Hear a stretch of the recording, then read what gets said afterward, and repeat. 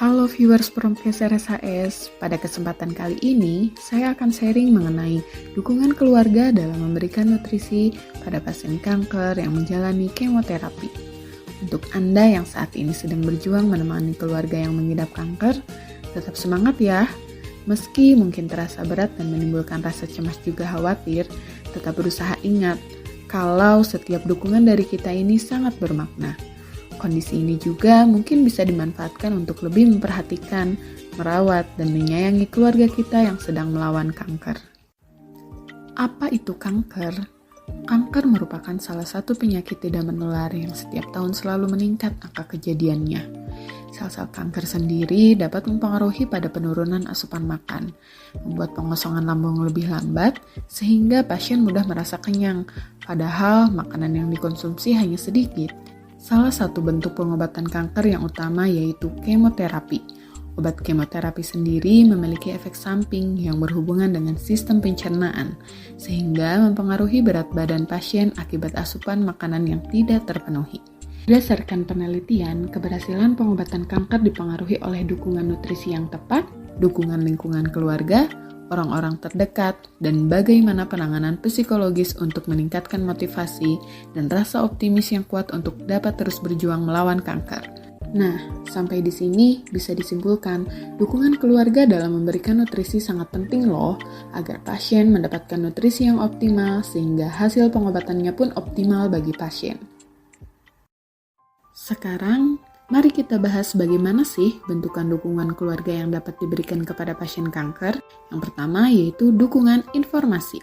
Berikan informasi yang dibutuhkan oleh pasien dengan mencari tahu dari sumber-sumber terpercaya seperti artikel atau petugas kesehatan. Selain itu, perlu diperhatikan saat memberikan informasi, gunakan bahasa sederhana yang mampu dipahami dan hindari kata-kata menyinggung yang dapat berdampak pada menurunnya motivasi pasien. Yang kedua yaitu dukungan emosional. Keluarga menunjukkan rasa empati, cinta, dan menerima kondisi pasien. Keluarga tidak boleh menunjukkan rasa putus asa di hadapan pasien. Keluarga juga mampu mendengar semua keluhan dan mampu menjadi tempat untuk mencurahkan semua yang sedang pasien rasakan.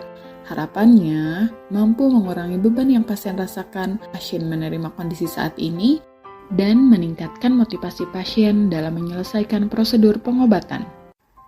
Yang ketiga yaitu dukungan instrumental. Keluarga diharapkan mampu memfasilitasi atau membantu pasien dalam pengobatan, seperti mengantarkan pasien ke rumah sakit, menyediakan transportasi, dan tetap memfasilitasi pasien untuk dapat melaksanakan ibadah, senantiasa membantu dengan tulus saat pasien membutuhkan sesuatu, serta hindari menolak menggunakan kata-kata yang menyinggung perasaan pasien. Yang terakhir yaitu dukungan penilaian. Keluarga diharapkan mampu memberikan dukungan untuk kesembuhan pasien dengan selalu mendorong untuk melakukan kemoterapi secara teratur, memberikan penghargaan atau pujian atas usaha yang dilakukan pasien selama menjalani kemoterapi, tidak memaksakan apa yang tidak dikehendaki pasien, dan memberikan umpan balik mengenai hasil prestasinya. Hal ini akan memperkuat kepercayaan serta harga diri pasien sehingga kualitas hidup pasien dapat meningkat. Selanjutnya, mari kita bahas tentang apa saja sih makanan yang dianjurkan dan makanan yang harus dihindari oleh pasien kanker yang menjalani kemoterapi. Sebelum itu, kita harus tahu tujuan terapi nutrisi pada pasien kanker yang menjalani kemoterapi. Yang pertama yaitu mempertahankan atau meningkatkan status gizi. Yang kedua yaitu membantu memperbaiki sistem imun tubuh pasien. Yang ketiga, memperkecil kemungkinan terjadinya komplikasi. Yang keempat, meningkatkan efektivitas terapi kanker seperti kemoterapi. Yang kelima, meningkatnya kualitas hidup dan survival pasien. Untuk makanan yang dianjurkan, yaitu mengkonsumsi makanan gizi seimbang yang mengandung energi, protein, lemak, karbohidrat, vitamin, dan mineral. Contoh sumber protein yaitu keju, daging merah, ikan, ayam, susu, kacang-kacangan, dan telur. Contoh sumber karbohidrat yaitu gandum, beras, roti gandum, umbi-umbian seperti kentang, singkong, ubi jalar, dan talas. Batasi sumber karbohidrat seperti gula, sirup, dan gula pemanis. Adapun sumber lemak tak jenuh seperti minyak zaitun, alpukat, dan batasi lemak tak jenuh seperti minyak kacang kedelai, minyak bunga matahari, dan minyak jagung. Selain itu, mengkonsumsi buah dan sayuran segar penting loh karena mengandung serat dan antioksidan. Selanjutnya, cukupi kebutuhan cairan 8-10 gelas per hari dan tambahkan suplemen nutrisi sesuai dari dokter dan ahli gizi. Adapun makanan yang harus dihindari yaitu telur, ikan, daging, dan sayuran yang dimasak setengah matang. Selain itu, produk yang diawetkan seperti sosis, kornet, ikan asin, dan daging kalengan, pemanis buatan, makanan yang pedas, asam, dan terlalu asin, juga minuman beralkohol. Sekarang, mari kita bahas mengenai manajemen nutrisi pada pasien kanker dalam menghadapi efek samping kemoterapi. Efek samping dari kemoterapi yang pertama yaitu tidak nafsu makan. Keluarga dapat memberikan motivasi dan membantu menyiapkan makanan kegemaran pasien. Yang kedua, memberikan makanan dalam porsi kecil yang memiliki kalori dan protein tinggi setiap 1 hingga 2 jam sekali. Yang ketiga, jika pasien mengalami kesulitan mengkonsumsi makanan padat, dapat diganti dengan makanan cair dengan memilih makanan yang tidak berbau menyengat. Selanjutnya, menciptakan suasana lingkungan yang nyaman untuk mencegah hilangnya nafsu makan.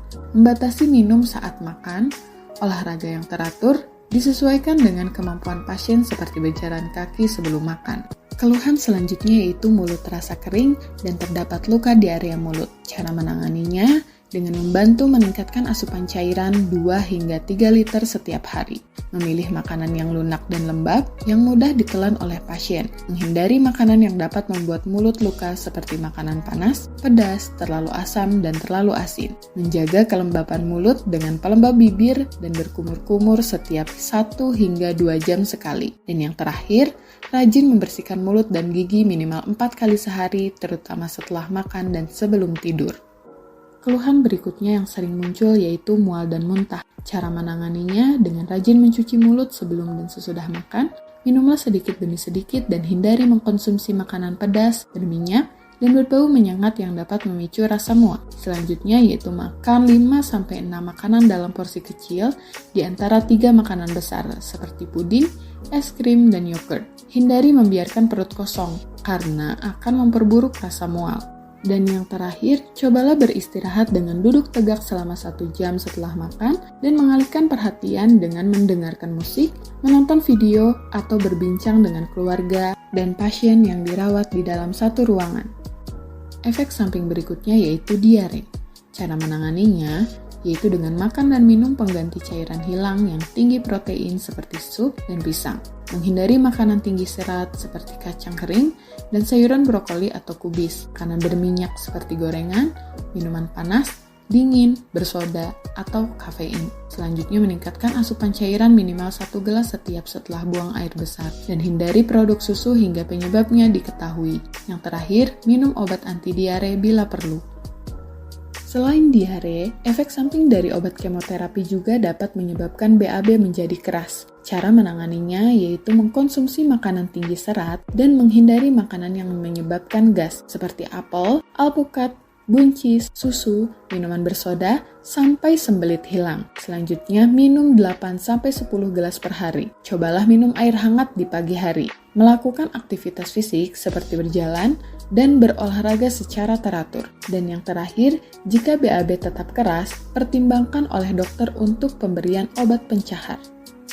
Efek samping dari kemoterapi berikutnya yaitu perut terasa kembung. Cara menanganinya, makan dan minum secara perlahan, konsumsi makanan rendah serat, hindari makanan yang dapat memproduksi gas, olahraga dengan teratur, dan hindari minuman menggunakan sedotan. Selanjutnya, efek dari kemoterapi juga dapat menyebabkan kelelahan berlebihan kepada pasien. Cara menanganinya dapat istirahat yang cukup dengan tidur siang 30 menit dan usahakan tidur 7-8 jam setiap malam.